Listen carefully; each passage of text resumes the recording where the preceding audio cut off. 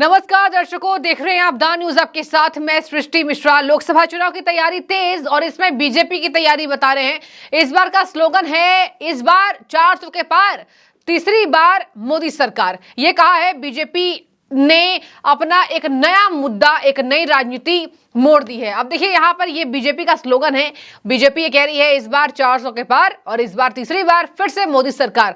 आपने देखा होगा कि तीसरी बार मोदी सरकार केंद्र में वापसी करने के लिए जद्दोजहद कर रही है और हर जगह यहां पर बीजेपी की नई रणनीति आप देख रहे होंगे। लोकसभा चुनाव इंटरेस्टिंग हो चुका है और ऐसे में यहां पर जिस तरीके से विपक्ष के नेताओं के द्वारा माथापच्ची की जा रही है, इंडिया गठबंधन का निर्माण हुआ, उसको इंडिया अलायंस कहा गया, घमंडिया गठबंधन मोदी जी के द्वारा किया गया। अब देखिए ऐसे में लड़ाई हो गई है दिलचस्प, लेकिन इधर बीजेपी बूथ स्तरों तक जुड़ने की निर्णायक भूमिका अदा कर रही है। बड़ी खबर इस वक्त की, बीजेपी ने इसके लिए हाई कमेटी का गठन किया है और बता दें आपको कि यहां पर रूठे नेताओं को मनाएगी और फिल्टर करके बीजेपी पार्टी में सम्मिलित करेगी। जो भी इच्छुक नेता हैं, जो भी बीजेपी में शामिल होना चाहेंगे, उनका फिल्टर होगा और देखिए उनको जांच पड़ताल उनके लिए की जाएगी। जांच पड़ताल की मतलब वो बीजेपी के लिए विश्वसनीय है या नहीं।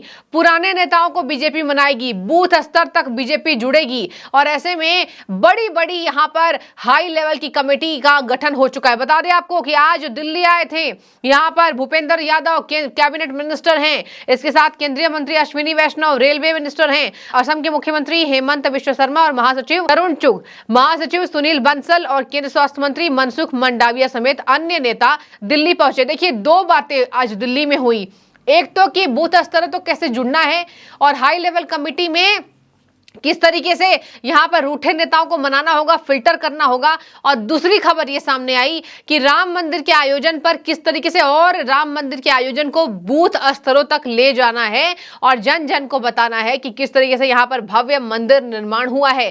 देखिए ये वोटर्स को लुभाने के लिए बीजेपी करेगी, जाहिर सी बात है। राम मंदिर बना है, भव्य राम मंदिर, इसको बीजेपी वोट के लिए भी लगातार उपयोग करती दिखाई दे रही है और बीजेपी वोट इससे मांग रही है राम मंदिर की वजह से। और देखिए यहां पर राम मंदिर पुराना ऐतिहासिक फैसला हुआ, कई लोग इसकी मांग कर रहे थे, पूरे हिंदुस्तान को इंतजार था, खास करके हिंदू पक्ष को। तो देखिए बीजेपी ने यह कर दिखाया और केंद्र सरकार के ऐतिहासिक फैसले के बाद आप सभी को राम मंदिर आपका मिल चुका है, राम जन्मभूमि मिल चुकी है। राम लला मंदिर में प्राण प्रतिष्ठा उनकी हो जाएगी 22 जनवरी को और 23 जनवरी से सभी दर्शक श्रद्धालु दर्शन कर पाएंगे। तो बीजेपी इसको राजनीति में भी लेकर आ रही है। बता दें आपको कि राम मंदिर के इतिहास को, आयोजन को और प्राण प्रतिष्ठा निर्माण को बीजेपी बूथ स्तरों तक पहुंचाने की कोशिश करेगी और इसी वजह से आज मीटिंग हुई है दिल्ली के अंदर। बता दें यहां पर हाई कमेटी का गठन कर दिया गया है और इसी के मद्देनजर जिम्मेदारियां भी सौंप चुकी है बीजेपी।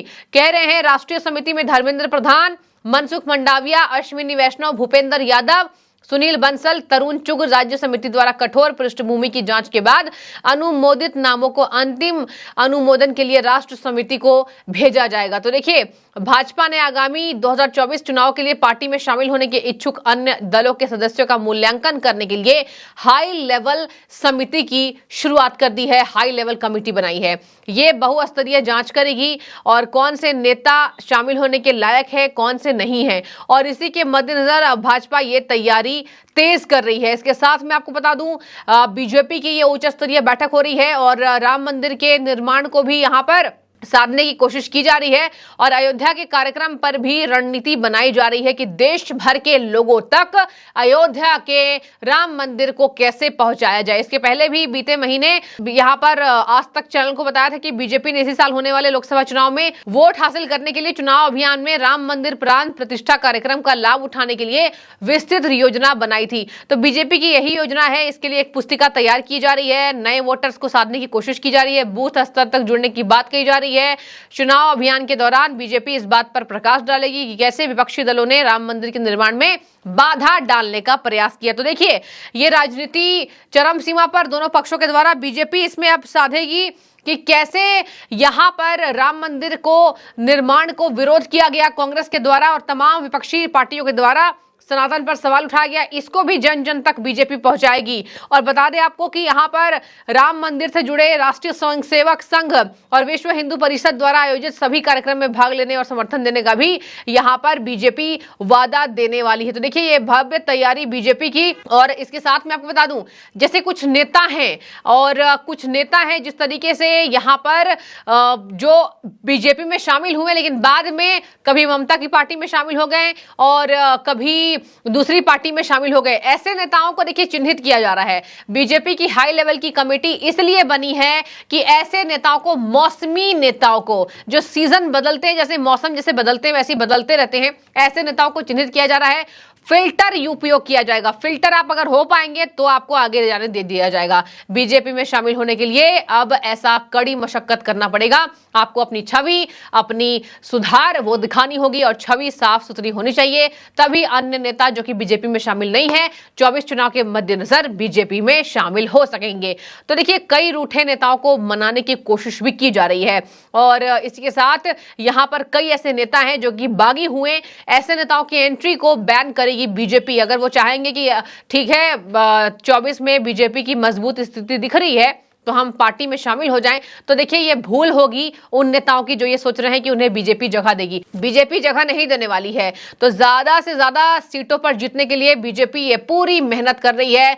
24/7 चुनावी मोड में रहने वाली बीजेपी इस बार क्या इतिहास लिखेगी। कमेटी का गठन कर चुकी है, असंतुष्ट नेताओं को मनाएगी, बागी नेताओं को आउट करेगी और असंतुष्ट नेताओं की पार्टी में वापसी कराएगी। 8 सदस्य विपक्षी दलों में सिंध लगाएंगे। बता दें आपको भूपेंद्र यादव, अश्विनी वैष्णव, केंद्रीय मंत्री मनसुख मंडाविया, बता दिया मैंने आपको कि किस तरीके से ये अलग अलग, अगर कांग्रेस नेताओं को अगर देखेंगे जो बीजेपी के थे और बीजेपी में आना चाहेंगे तो ऐसे नेताओं को एंट्री नहीं मिलेगी।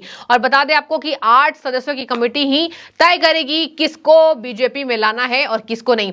तो हाई लेवल कमेटी बन चुकी है, 8 सदस्यीय कमेटी यह तय करेगी कौन से नेता बीजेपी में इच्छुक हो रहे हैं, साफ छवि वाले हैं, सुथरी है उनकी राजनीति, तो वो आ सकेंगे।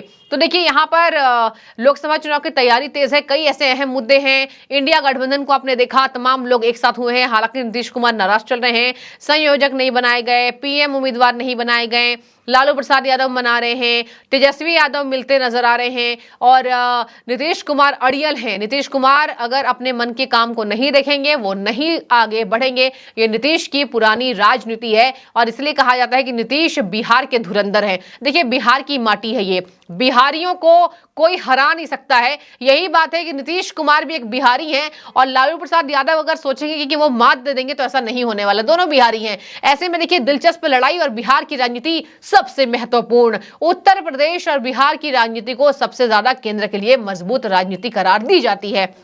देखने वाली बात होगी। 8 सदस्यों की कमेटी का गठन हुआ है। इस बार 400 के पार नारा बीजेपी दे रही है और तीसरी बार केंद्र सरकार के आने की भव्य तैयारी कर रही है। देखने वाली बात होगी कौन सी पार्टी हावी होती है। क्या आपको भी लगता है कि केंद्र सरकार इस बार अपना रास्ता साफ कर रही है और विपक्ष सेंध नहीं लगा पाएगा, या फिर विपक्ष की मजबूत स्थिति आप देख रहे हैं और आपको लग रहा है कि विपक्ष अब सेंध लगा पाएगा? तो जरूर इसके लिए कॉमेंट ड्रॉप करें। शुक्रिया आपका।